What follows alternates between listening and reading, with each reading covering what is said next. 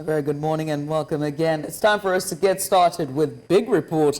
This is where we dive deep into the stories shaping the lives of millions of Nigerians. Our focus today is the unsettling reality faced by residents across northern Nigeria as an extended blackout continues to take a toll on lives and livelihoods in a country that is supposedly blessed with abundant resources and hailed as the giant of Africa. One would expect that the basic rights to electricity or power would be a given. Yet for weeks now, the northern region has been shrouded in darkness, a stark reminder of the challenges faced by ordinary Nigerians thriving to keep, their businesses afloat and communities thriving. Now, the economic impact has been nothing short of devastating. Businesses struggling to operate without power have reported skyrocketing costs due to fuel for generators, as well as families are left scrambling to cope in unimaginable ways. The International Rights Commission estimates that this prolonged power outage has cost the region a staggering 1.5 trillion naira in economic losses. And amidst all this, authorities continue to insist on quick fixes and targeted responses. Yet, residents are left asking, when will we see the light?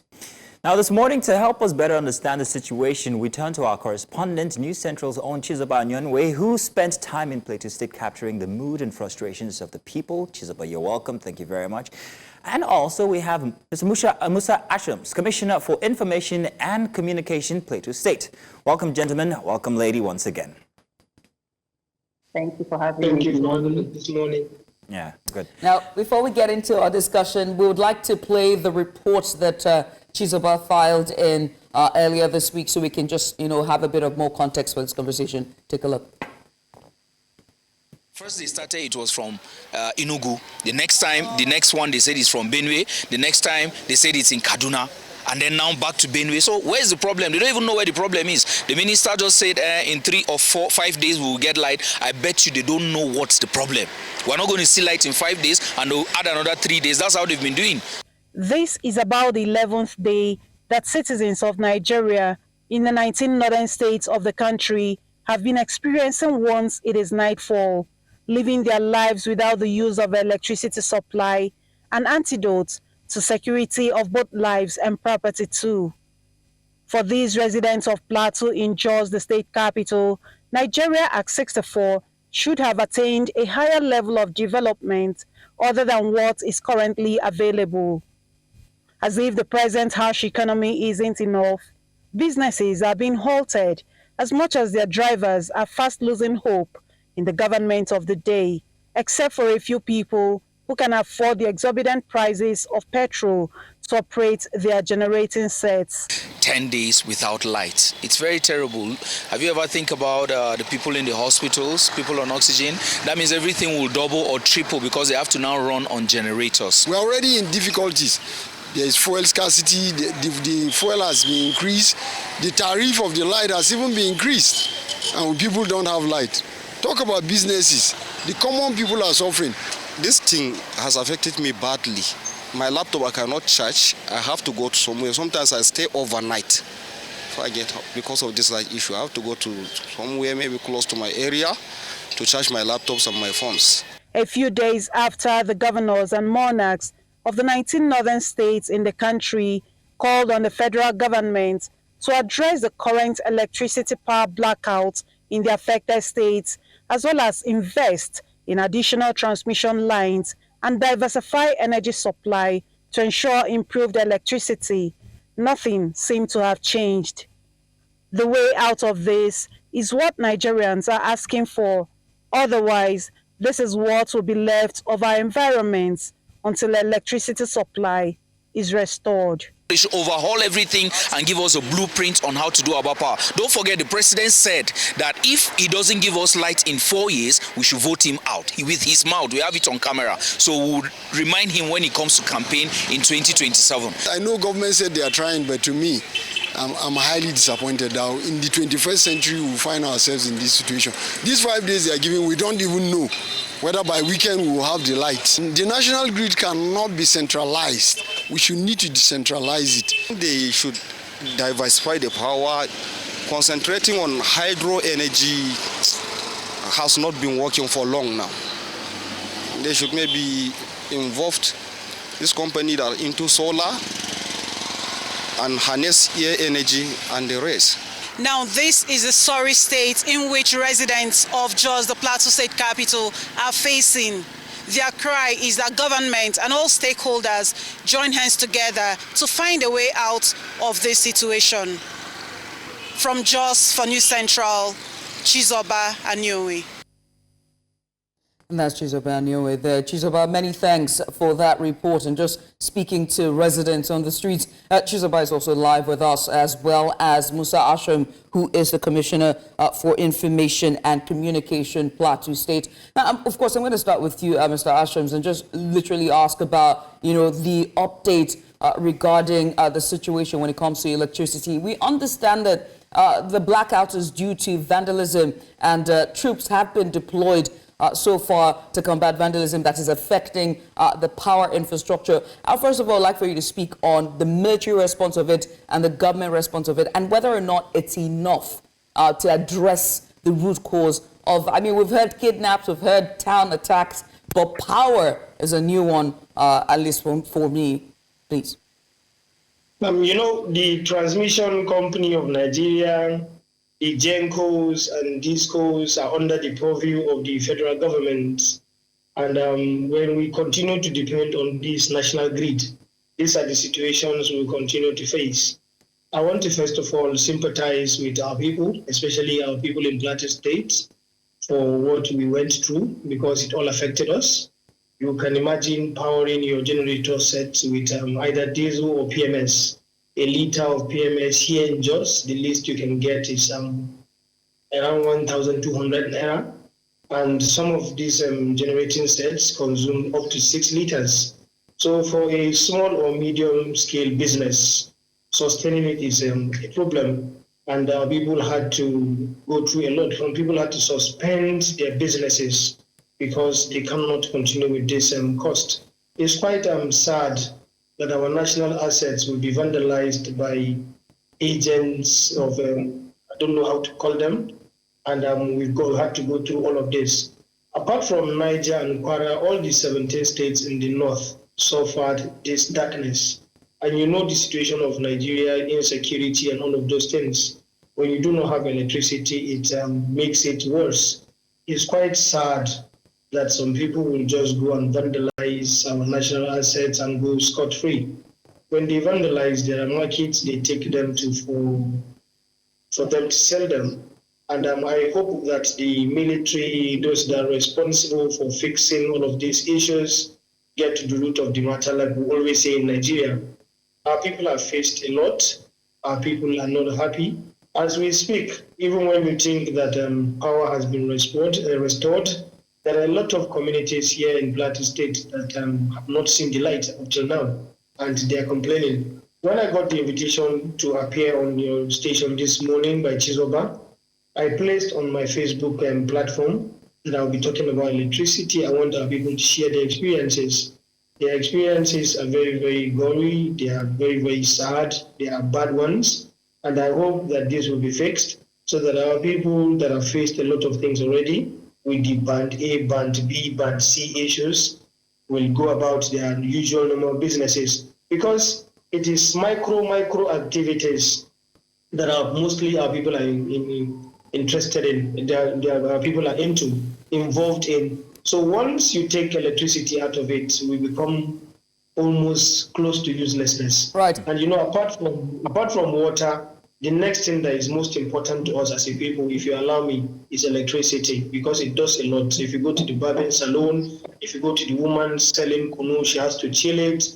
If you go to tailoring workshops, if you go to where we do weldings, a lot of issues around electricity. And it's quite sad that we had to stay for days without electricity. Right. Even in countries where there is a war, you still find people have access to electricity. Right. Here, there's no war, there's no insurgency, yes, to a large extent in some parts, and especially in the bushes. But in the city centers, you stay without light. If not for the street lights that we have in Jos, we would have had total darkness. I have to ask you, I know you said that you have posted the flyer. You also went on your Facebook to also speak to those who follow you on your social media to follow this interview. But I also have to ask about the governor. We understand that 19 governors of the North have met regarding this blackout. But has the governor, that's Caleb Mufwang, come out to address the residents of Plateau State or indigents of Plateau State and just being able to empathize with them and just make sure that they are heard and their concerns are being taken into cognizance and it's being addressed? You know, in Plateau State, we have the Plateau State Energy Corporation, and just in February this year, the deep thinking governor signed 2 electricity deals into law. That is the Plateau State Energy Corporation and the Plateau State Electricity Market. These 2 laws are strategically crafted to facilitate the generation of ample electricity, incorporating renewable energy sources, and even selling to other people. We have not come to empathize or sympathize openly with our people, but they know that we empathize with them. They know that we sympathize with them. Ours is to fix this problem. Here on the plateau, we've had a NESCO that has been in existence since 1929. And it will interest you to know that we've been in talking terms with the shareholders of that company to see how government too can come into it so that we widen the scope of our electricity needs and reach. Here on the plateau, it will interest you to know that apart from Plateau North, that is just north, just south, just east, Warwick, Ladipo, and Mombasa, most local governments outside Plateau North do not even enjoy electricity in the first instance. So just last week, the Plateau State Executive Council approved for the consultancy, rehabilitation, and reconstruction of the 33 kVA overhead line for the Kerang and for the existing Doroa feeder at Air Force Base in Kerang, which is in Mangu local government, is going to cover areas like Chip, Kahil, and Rapenseni, plenty places in Bokos and Mangu and Bangshin local government. So the idea is that our people need to have electricity, and our plan is to generate electricity and even export to neighboring states. So those are the things we're trying to do in as far as Plateau State is concerned. Like I told you, we even have 2 laws, 2 electricity laws. I don't think any state has that. And again, the state government has given counterpart funding to access funds from donor agencies like UNIDO, UNDP, REA, UKAID, USAID. We have paid the sum of 1,112 million naira to access 3 billion so that we can power our primary health centers across Plateau State. Now, Mr. Ashams, I would like to speak to the notes that the North actually lost 1.5 trillion naira. However, I'd like to take that from Chizoba's angle because she was on the streets testing the pulse of people. So Chizoba, specifically, how did people have to manage in the North, noting the economic downturn that we've been experiencing, the hike in fact, only last week, there was also an increase in the pump price for fuel. How did the people manage? How did the businesses manage? We saw your report, but we want to hear from you specifically and how you emotively also engaged these people. I think it's a very sad story, actually. When you get face to face with these people, to interact with them, to feel their pulse and know what exactly they are going through. Actually, it's not everything that you see on camera, on TV, you understand. So they are sad. They are sad. Let me even tell you that so many businesses, especially the small-scale businesses, have closed down. So many of them. In fact, they said so many things that I felt so bad continuing with the interview with them. Somebody said his immediate younger brother had closed down his shop because there was no light, the electricity, of course, and his business had to be on that. So he had to try to get petrol at very exorbitant price, that at the end of the 2 days he tried that measure, it didn't work for him. He couldn't even recover the money he used to buy the petrol, not to talk about making profit on that. So he had to close shop for the days that there was no power. Do you understand? Then so many women I spoke to also, unfortunately, my gender, they would say, wouldn't want to come on air most times, especially on TV, to talk about their situation, But sadly, some of them that spoke to me were feeling very bad that sometimes they have to cook in large quantities, put in their refrigerators or in the freezer so that they don't have to take the long hours cooking and doing all these things like every day of the week. You understand? So at the end of the day, because the petrol they have to buy to power their generating sets, it's something that they don't even want to think about. And so because of that, they were not able to buy the petrol to run their generating set.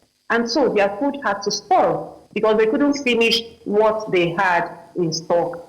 And then you know what the economy is saying these days. So many people don't even have the mind to say, okay, let me share with this person, let me share with that person, or let's finish up everything to avoid it spoiling and being wasted. But at the end of the day, that was the situation. So a whole lot of people passed through so many things. You know, I spoke to one person that said that sometimes he had to sleep over in a friend's house or in neighbors' houses. Why? Because he needed to charge his phone, he had to charge his laptop so he could work. So that's the situation we got from the field. Unfortunately, so many of these people can't come on camera or on TV to talk about this personal situation were they informed? That they go through. Chizoba, was there adequate information given to the people on the reasons why there was a blackout, and how did they feel? Well, there wasn't per se until after like 5 days. You know what happened now? It was the national grid issue at some point. So when it happened in Jos, people thought it was still the same national grid issue until about 3, 4, 5 days after that, when a newsletter came from the JEDC providing this power for Plateau State in particular, saying what was the issue. And that was when we knew that it's not the national grid, we're on our own now. Do you understand? So that was at the point we got to know about the situation, that it was peculiar to Plateau and some of these other northern states in the country. So at that point, they knew the situation was something else. And of course, we had to go through it. Right. It makes you wonder what, just the biggest grievances with the people now, whether it's, the response from the government or lack of information, not exactly knowing what truly indeed happened, if it was a grid fail or as they now come to understand that it was vandalism from, bandits and terrorists. But let me come to you back, Commissioner, Mr. Ashrams, and ask about the meeting that was convened with the 19 governors of the North. And pretty much, was there any sense of urgency coming out of that meeting? Now, I have to ask you, because the blackout is expected to last until 10 days from now, which is November 12th, right?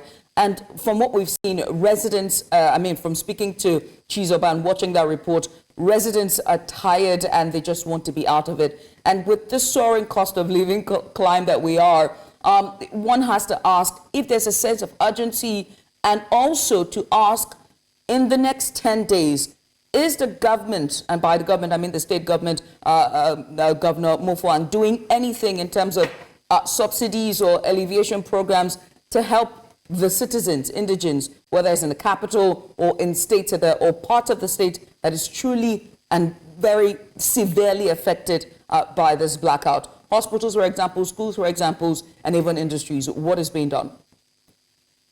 I'm kind of surprised that you're asking me questions you should be asking the federal government of Nigeria.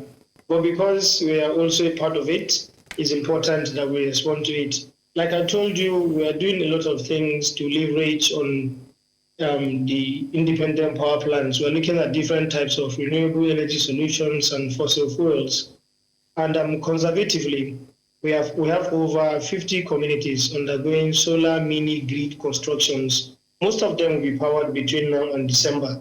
It's like we have seen that Nigeria can go through this kind of issue. That is why I told you in February, we signed 2 electricity bills into law. And as a government, the challenges are myriad, from roads, from water to electricity. That is why we have the Ministry of Water and Energy.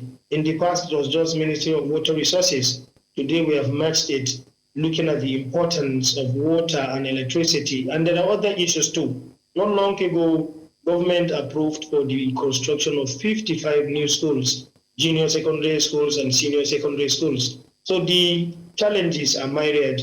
We are hoping that if the federal government is going to fix this issue, as quick as possible, because we were told earlier on that it was going to be on the 12th of November.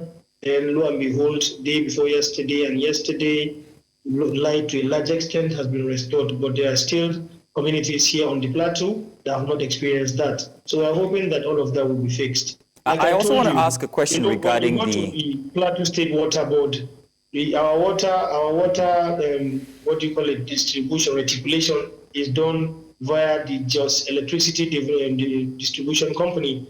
Because that blackout happened, we have to devise a means of powering the system via diesel so that our people will access water. A lot of things have happened with this blackout. Like I told you, here on the plateau, we produce tomatoes. At some Commissioner point, Ashams, the basket was... Commissioner Ashams, Hello? my apologies, I had to cut you. We're almost out of time, but we really wanted to find out exactly what the outcome is from the governors' meeting, the 19 governors of the North that met on the matter. Has there been any outcome at all? No, the outcome is that it will be fixed very soon, and we're hoping that it is going to be fixed because our people are going through a lot. Like a basket of tomato here on the plateau has become 12,000. Some weeks back, it was 3,000. Our people had to store it in their fridges, but they had to use it because of the blackout, and a lot of examples like that. And it is quite disheartening that our people have to go through all of these issues in 2024. And as a state, like I said, going forward, we want to generate electricity and see how we can even export it to neighboring states and people that are willing to buy. And we want to diversify the electricity template. We want to see how we can go into renewable energy solutions and fossil fuels and see how things will turn around because we depend on this electricity. That is a statement of fact. Chizoba, finally, could we ask, now that there has been some power restored to some parts, especially in Plateau State, are the people readjusting and are they happy at what they have currently, or is there that trepidation that this might go out very soon again? Well, your guess is as good as mine. They are happy, actually.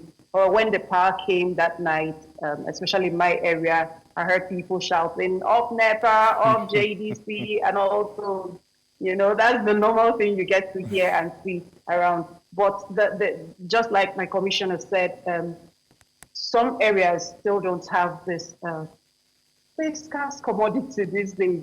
Okay, so they are asking and praying that they get to enjoy what others are enjoying. You know how it feels like when night comes, you have power in your house and your next door neighbor doesn't have the same thing that he or she should also have and enjoy. So that's their plight, and they are asking that it is sustained, because the truth is the way we used to enjoy power supply before the 11 days blackout is not what we are having now. You keep having interruptions and all those. So, but we believe that they are still working on it, since some other states are yet to be restored with electricity in those areas. So we hope that when it's finally done, people will get back to normal businesses and then pick up with their lives again, especially with the situation of the economy in the country. Okay, then. Ms. Ashams, you reeled out some of the alternatives that the state government is working on in terms of rural electrification, as well as putting people on alternative source of power, whether it's solar and the other initiatives that you've signed with the USAID, if I'm correct, another non-government organizations you've mentioned. But I'm worried about really generation of power with those systems and the consolidating on it with next government and maintenance and infrastructural maintenance, those kind of issues that we have as a people and as a government. What is one thing to build these systems, is another to maintain them, right? So I want to ask about that. Are they on the grid? Because I remember while speaking to one of our, and I'm getting to this, I was speaking to a reporter, Umaru Kirawa, who is situated in Bor State, northeast Nigeria, and he was also talking about the alternative as well, alternative source of power that the state had, but it also collapsed during the blackout as well. It also did collapse. So how are we what is the state going to do to make sure that the alternative serves as alternative, and even when the national grid collapses, pending when it becomes regionalized, that it still stands and provides power in spite of infrastructural failures? Here on the plateau, we are privileged to have a governor who has the spirit of excellence, a governor who wants to sustain everything that is good.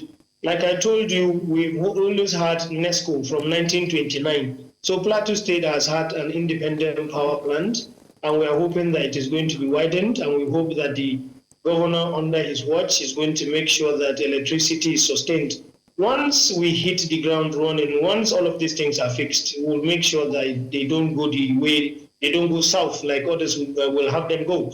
Our monitoring and evaluation technique is robust, and as a government, we would like to put smiles on the faces of our people. That is why we came into government in the first place, to provide solutions. We came with a clear-cut agenda to put Plateau State first, to make sure that Plateau State enjoys the benefits of democracy. Like I was talking about counterpart funding that we paid a 1,112 million naira to access 3 billion naira so that we can power our primary health care centers across the 17 local governments. We are a privileged state. We are among the 5 states in this country to benefit from such funding. And we'll continue to synergize, we'll continue to reach out, we'll continue to go out there to find investors so that they will come and invest in Plateau State, because very soon we're going to have this special agro-industrial processing zone. And it will need a lot of electricity to power these agro-industries that will be coming. The African Development Bank has given us that node already, and we're going to be accessing all of those funds. So we are serious with governance, we are serious with the development of our state, and we have a very serious governor. And we have a very serious people too that are ready to improve their micro and macro economic activities, so that our pockets will have a lot of money in it. So as a government, we're not going to relent on that. Once we fix all of these things, we will make sure they are sustained, because sustenance is very, very important. We're not going to allow our investments to collapse. Like I told you, we have a very serious governor in His Excellency, Mr. Caleb Manasseh Mutfwang, and he's poised at changing the ugly narrative as far as bad governance is concerned, because we've set a template for a new Plateau State, and we're going to work within the purview of that template. And we want, at the end of our sojourn in government, for our people to say, we came, we saw, and we delivered. And there was a Caleb Manasseh, son of Mutfwang, who governed with the fear of God, who changed our bad history to a good one, who made sure the electricity improved, who made sure that our education improved, who made sure that our health improved, our agricultural life, our tourism potentials are harnessed, and of course, who has changed our fortunes for good. Commissioner, thank you for highlighting the efforts of the governor. Fantastic. He's also part of the 19 governors that are taking on this issue. And across the country, there's been a growing call for decentralizing the national grid, or at least power generation. So I'm asking whether if this shouldn't be the focus of that meeting, the convening of that meeting with all 19 governors of the North. Why isn't there that push for, states making their own power by themselves?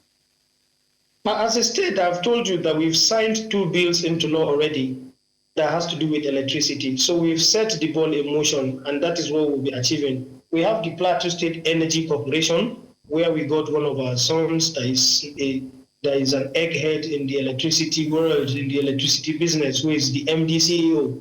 And like I told you, we have even SA on carbon credits. We are serious about governance, and we're not going to relent on that. And like I told you, we have the NESCO, National Electricity Supply Company, which is an independent company with a generating plant at Pura Falls here on the plateau. We're trying to see how we can widen their scope to engage them to become shareholders too in that company and see how we can still give electricity. When it was entirely blackout in Nigeria, places that use NESCO here on the plateau had electricity. So we are looking at that possibility. So Plateau State has had an independent source since 1929, even before the independence of Nigeria. Mr. Asham, then there is the case of this being a vandalism instance. Where there is vandalism, there's always demand, where people actually, take these things and go perhaps sell. What exactly is the basis for this vandalism? Are people actually selling these back to electricity producers, or are they perhaps maybe remanufacturing whatever it is they're taking from the infrastructure to other things. And what is the state doing about this, if it has discovered exactly where these items are being taken? I'm not qualified to speak about vandalism, especially when it has to do with the national grid. The GENCOs, DISCOs, TCN, Ministry of Power, and those that are responsible will give you a better understanding of that.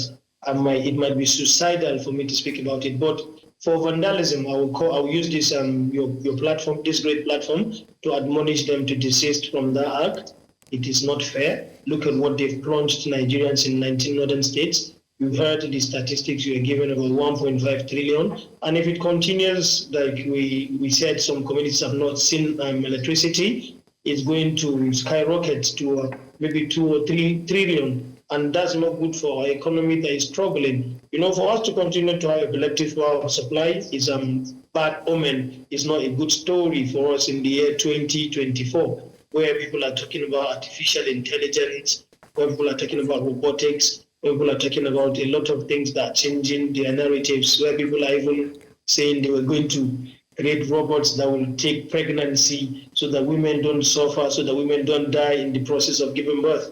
So I think it is quite sad, and I hope that the narrative is going to change very soon, so that Nigerians will enjoy the dividends of democracy, so that Nigerians will enjoy the fact that we are the largest black nation in the world.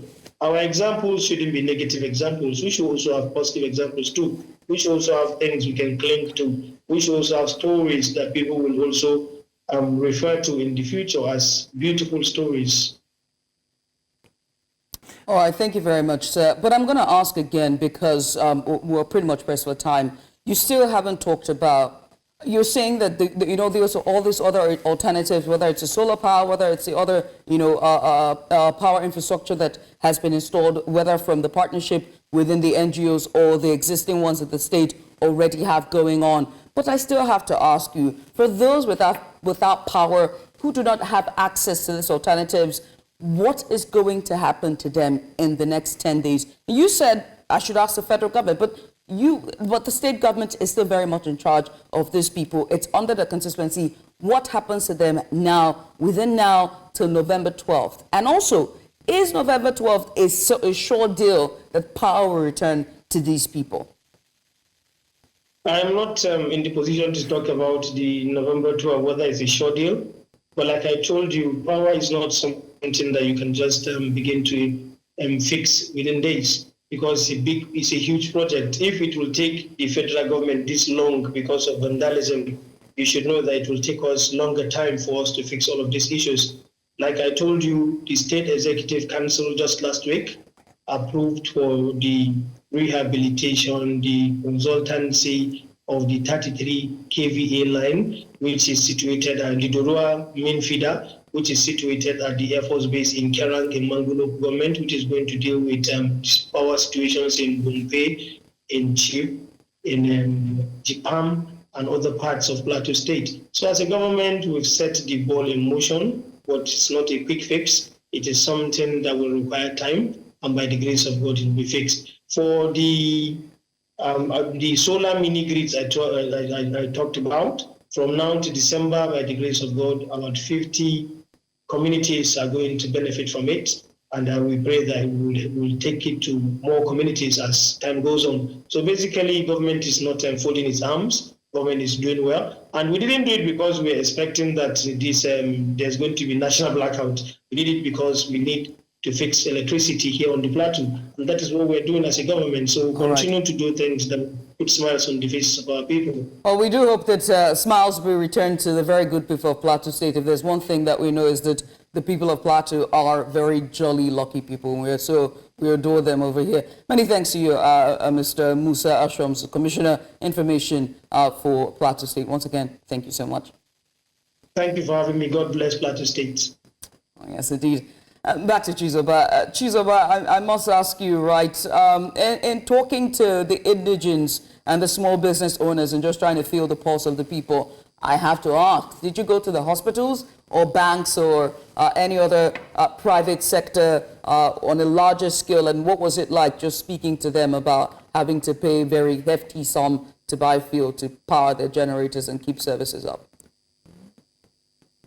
Well, I wasn't able to go to all these places for one reason or the other, but a whole lot of them I was able to speak to off camera. They felt the pinch of it, you know. People had to go beyond what their capital is for their businesses.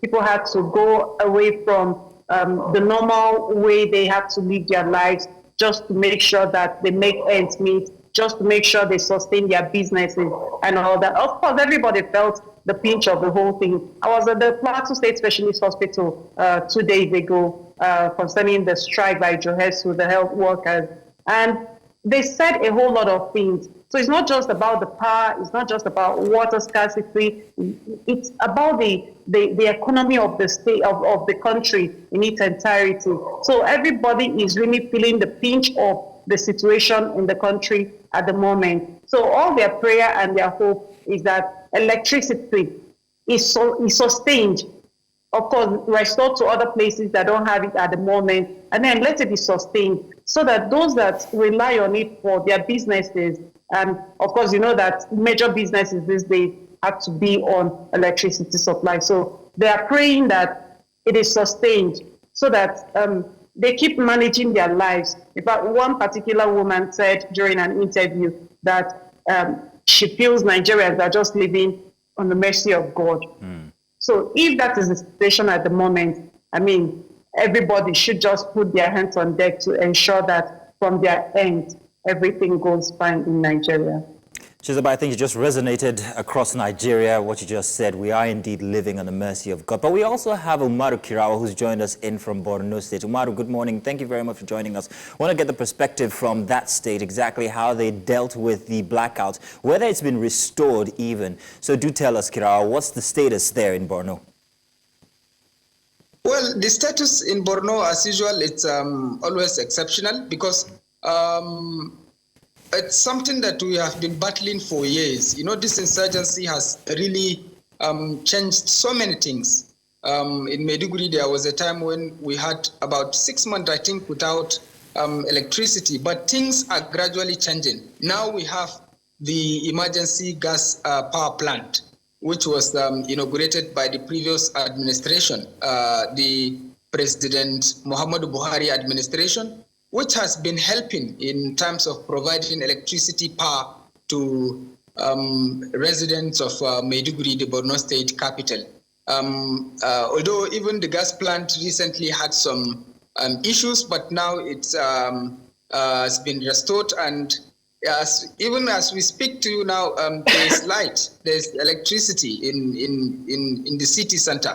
But both natural, some areas will not have light because I've learned that they used to do it as if just like a timetable, which is unfortunate, and much really need to be done in terms of addressing the electricity issues. I mean, we're in the 21st century, and like the Vice President of Nigeria will always say, Santa Kashim Shetima, he said, we have missed the agricultural age, we have missed the industrial age, but this knowledge-driven age should not be something that Nigeria should miss, because we are talking of Nigeria or other countries in the African continent being part of permanent security member at the United Nations General Assembly, and so many other things that their hope on Nigeria. All eyes is on Nigeria, and we are talking of electricity, and 19 states of the country without light, in darkness for days. It's something I think that the government and even the educational institution in Nigeria really need to think outside the box, look into the possibilities of coming up with alternative power. We have the institutions, we have the students, we have the talent.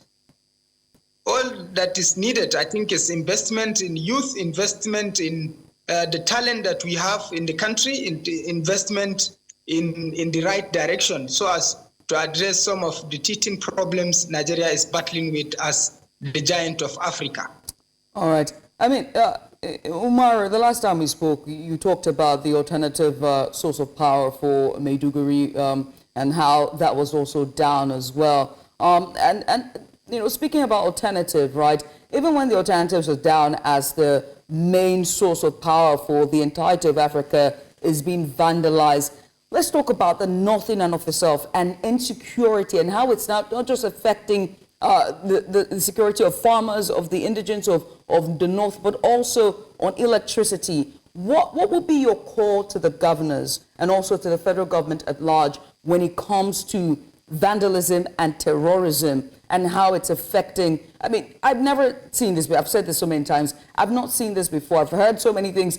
For power, this is the first for me. Yes, it's quite unfortunate, and like I've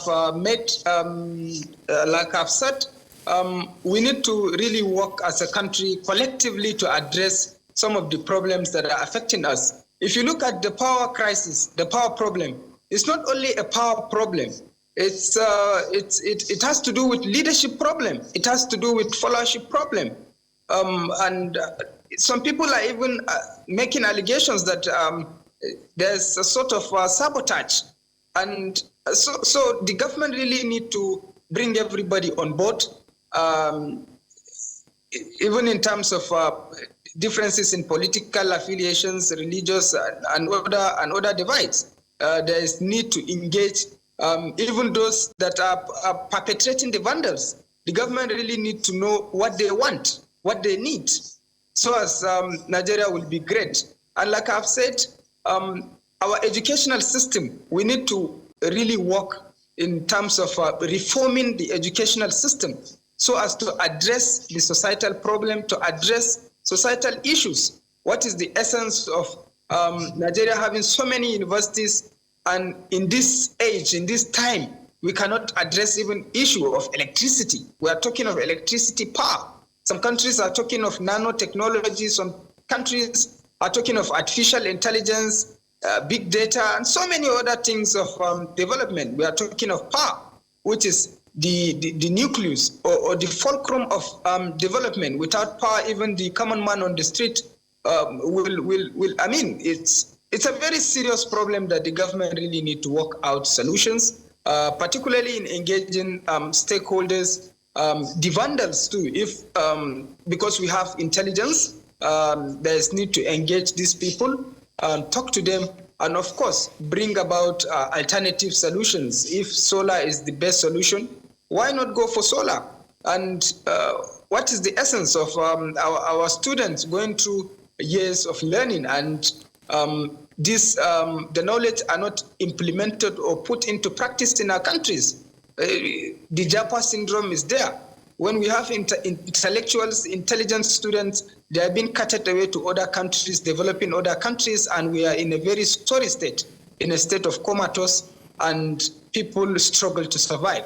So, but naturally, the government really need to work out modalities, work out strategies to address some of the goodies, some of the talent, some of the good things that are in Nigeria. Right.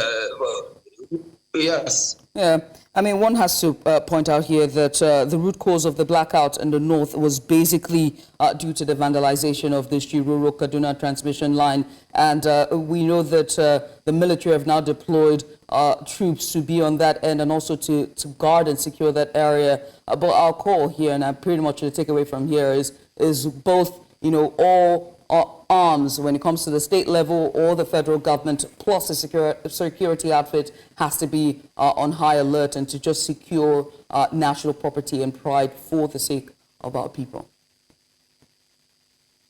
Well, I mean, Umar, I must say thank you. Umar Kirawa, he's our correspondent in Maiduguri, Borno State, as well as Chizoba Anionwe. She is our correspondent in Plateau State, and they both have just been giving us a bit more insight as to the blackout in the north, given since this past week. I think from Sunday, they're about all the way there now. Although power is slowly rolling out in Borno as well as in Plateau, but we want to see a full restoration of power in both states. Lady, gentlemen, thank you so much for coming on.